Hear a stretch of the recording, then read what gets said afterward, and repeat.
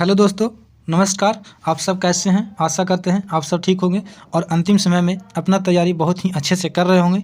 तो चलिए आज आपके लिए लेकर के आए हैं क्लास 12th का जो है से क्या चीज़, तो 12th के पॉलिटिकल साइंस लेकर आए हैं। इसमें लगभग हम 30 से 35 क्वेश्चन है जो कि है कि मोस्ट इंपॉर्टेंट है, वेरी VVI जिसको बोल सकते हैं।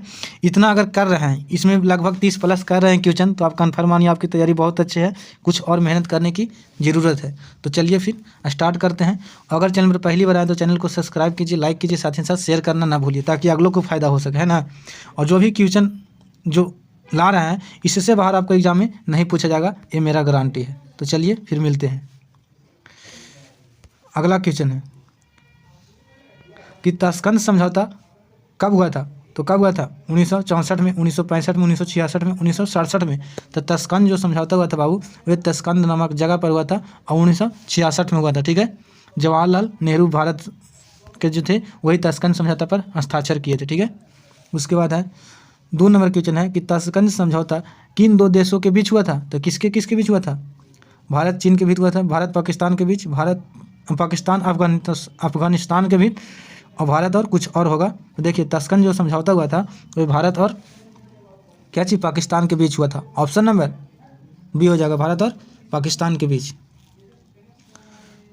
उसके बाद है सेकंड क्वेश्चन है, थर्ड क्वेश्चन है कि निम्नलिखित में से कौन सा बाल्टिक गणराज्य थे? तो बाल्टिक गणराज्य कौन थे? Lithuania, Estonia, Latvia. तो देखिए जिसको भी अंत में निया लगा रहे ना तो समझ जाइएगा कि वो बाल्टिक गणराज्य है। ठीक है, इसलिए ऑप्शन नंबर क्या होगा? तो ऑप्शन नंबर डी, इनमें से सभी। ठीक है, उसके बाद है और जो भी है वो प्रीवियस ईयर के अकॉर्डिंग है, इसलिए जो पढ़ा रहे हैं उसको ध्यान से पढ़िए और इससे बाहर नहीं पूछा जाएगा, मेरा गारंटी है ना। तो चलिए फिर 4 नंबर क्वेश्चन है कि बोल्शेविक क्रांति कब हुआ था? तो कब हुआ था? 1916 में, 1917 में, 1918 में, 1919 में। तो बोल्शेविक क्रांति जो हुआ था 1917 में हुआ था। Option number B. उसके बाद है 5 नंबर क्वेश्चन है कि रूस में जारशाही शासन का अंत कब हुआ था? तो जारशाही शासन का अंत कब हुआ था? 1917 में, 1918 में, 1926 में, 1931 में। तो जब बोल्शेविक क्रांति 1917 में हुआ था तो उसी समय जार शासक का अंत हो गया था। ठीक है, ऑप्शन नंबर ये हो जाएगा। 10th में पूछता है कि जारशाही क्या चाहिए, तो सब मारता था कि घड़ा नहीं, रूस का एक शासक था। ठीक है, जिसको बोलते हैं राजा। उसके बाद है 5 नंबर क्वेश्चन है कि रूस में जार के शासन की समाप्ति के बाद कौन से दल की सरकार बनी थी? जैसे जार जो होता था, शासक होता था, उसका जब समाप्ति हुआ था तो उसके बाद कौन सी सरकार बनी थी? तो साम्यवादी दल, लोकतांत्रिक दल, रूस समाजवादी लोकतांत्रिक दल, इनमें से कोई नहीं। तो कौन बना था? ये जो बना था साम्यवादी दल। ऑप्शन नंबर ए, साम्यवादी दल का फिर उदय हुआ था 1917 के बाद। उसके बाद है 6 नंबर क्वेश्चन है कि सोवियत प्रणाली के संस्थापकों ने निम्नलिखित में से किसको सबसे अधिक महत्व दिया था? तो किसको? राज्य एवं साम्यवादी पार्टी को, उद्योगों को, युद्ध को, इनमें से सभी। तो किसको सबसे ज़्यादा महत्व दिया था? तो ये जो दिया था बाबू वो युद्ध को दिया था। Option number C. कुछ बोला कि सोवियत संघ के संस्थापकों ने किसको सबसे अधिक महत्व दे दिया था? तो युद्धों के तो दिया था, इसीलिए तो शीत युद्ध हुआ था। ठीक है, सबसे ज़्यादा इसी को महत्व दे दिया। उसके बाद है इनमें से सभी पर टिक आउट मत कर दीजिएगा। उसके बाद 8 नंबर क्वेश्चन है कि राष्ट्रमंडल की स्थापना कब हुई थी? तो राष्ट्रमंडल की स्थापना कब हुआ था? 1991 में, 1992 में, 1995 में, 2006 में। तो राष्ट्रमंडल की स्थापना जो हुआ था बाबू ये कब हुआ था? हुआ था 1991 में। ऑप्शन नंबर ये हो जाएगा। ठीक है, उसके बाद है कि राष्ट्रमंडल की प्रमुख विशेषता क्या थी था? तो सभी गणराज्य की स्थिति एक समान हो, परमाणु शस्त्रों का संयुक्त नियंत्रण हो, सभी राष्ट्र स्वतंत्र रूप से विदेशों से संबंधित रखे, ये उनमें से सभी। तो क्या चीज़ हो जाएगा? ये जो होगा इनमें से सभी हो जाएगा। ठीक है,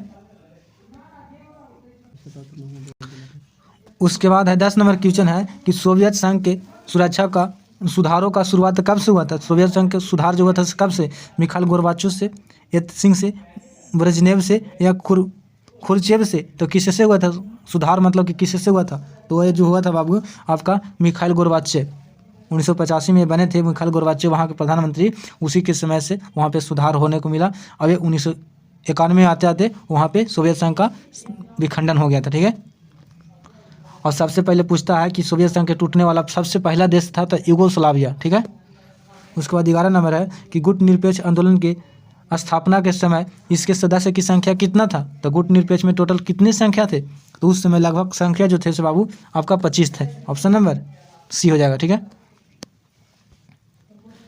उसके बाद 12 नंबर है कि नवीन अंतर्राष्ट्रीय आर्थिक व्यवस्था की अवधारणा अंतर्राष्ट्रीय राजनीतिक पटल पर किस दशक में आया था? तो अंतर्राष्ट्रीय आर्थिक व्यवस्था की अवधारणा अंतर्राष्ट्रीय राजनीतिक पटल पर किस दशक में आया था? तो 70 के, 80 के, 90 के या फिर 2000 के दशक में। तो ये जो आया था बाबू वो आपके 1970 के दशक में ही आया था। ऑप्शन नंबर ए हो जाएगा, ठीक है। उसके बाद है 13 नंबर क्वेश्चन है कि ब्रेजनेव किस देश के राष्ट्रपति थे? तो सोवियत संघ के, अमेरिका के, फ्रांस के, यूगोस्लाविया के। तो कौन? ब्रेजनेव। ते जो थे से सोवियत संघ के राष्ट्रपति थे। ऑप्शन नंबर ए हो जाएगा, ठीक है। उसके बाद है 14 नंबर है कि वर्षा संधि किस देश का संगठित था सैनिक गुट था? वर्षा जो था से किस देश का संगठित गुट था? तो सोवियत संघ का, अमेरिका का, पश्चिमी जर्मनी का या फिर फ्रांस का। तो ये जो था बाबू सोवियत संघ का था, ठीक है। और ये बना कब था? तो ये बना था 1955 में बना था। जो वार्सा पैक्ट था बाबू वो 1955 में बना था, ठीक है। सोवियत संघ से वार्सा पैक्ट हुआ था और अमेरिका देश से सिंटो और सेंटो जैसी संस्था का उदय हुआ था, ठीक है।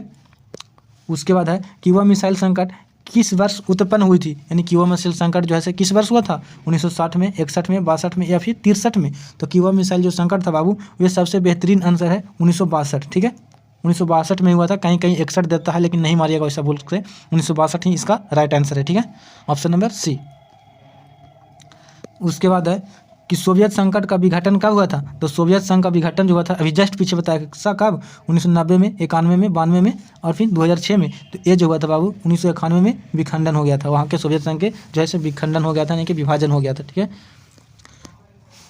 उसके बाद है 17 नंबर है कि सोवियत संघ की स्थापना किस क्रांति के फलस्वरूप हुई थी? तो किसके क्रांति के फलस्वरूप हुई थी? तो बोल्शेविक क्रांति की, गौरवपूर्ण क्रांति की या फिर मजदूर क्रांति की या फिर खूनी क्रांति की। तो जो है सोवियत संघ की स्थापना किस क्रांति के बाद हुआ था? तो ये जो हुआ था बाबू आपका किस क्रांति के बाद? तो बोल्शेविक क्रांति के बाद हुआ था, यानी कि 1917 के बाद हुई थी, ठीक है। बोल्शेविक क्रांति 1917 में हुआ था, ठीक है।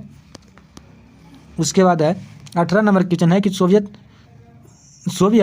राष्ट्रपति मिखाइल गोर्बाचेव ने कब अपना त्यागपत्र दिया था? तो ये जो दिए थे बाबू कब? 91 में, 90 में, 89 में या फिर 88 में। तो देखिए 1985 में वहाँ के राष्ट्रपति बने, ठीक है। उसके बाद ये लगभग 90 यानी कि 90 आते आते अपना त्यागपत्र दे दिए थे, ठीक है ना। तो हो जाएगा 90 यानी कि दिसंबर मानिए ना, दिसंबर जो है 91 में अपना त्यागपत्र दे दिए थे। ऑप्शन नंबर एक करेक्ट होगा, ठीक है। उसी समय से जो है सोवियत संघ का विघटन हो जाता है। उसके बाद 19 नंबर है कि सोवियत संघ के अंतिम राष्ट्रपति कौन थे?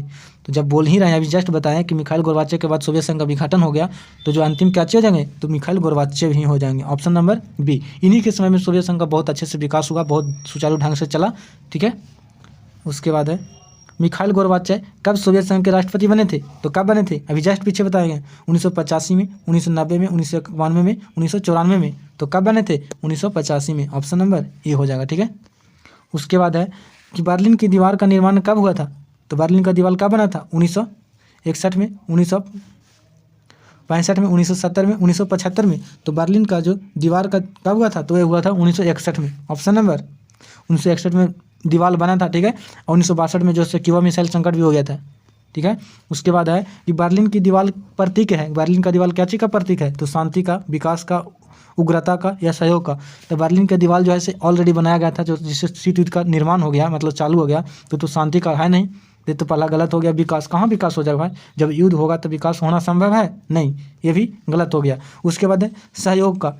बर्लिन का दीवार किसी को घर में अगर घेर दीजिएगा तो सहयोग हुआ नहीं, पार्टीशन हुआ नहीं, वो जो है एक लड़ाई का जरिया हो गया। इसलिए ऑप्शन नंबर क्या हो जाएगा? सी, उग्रता का निशानी था।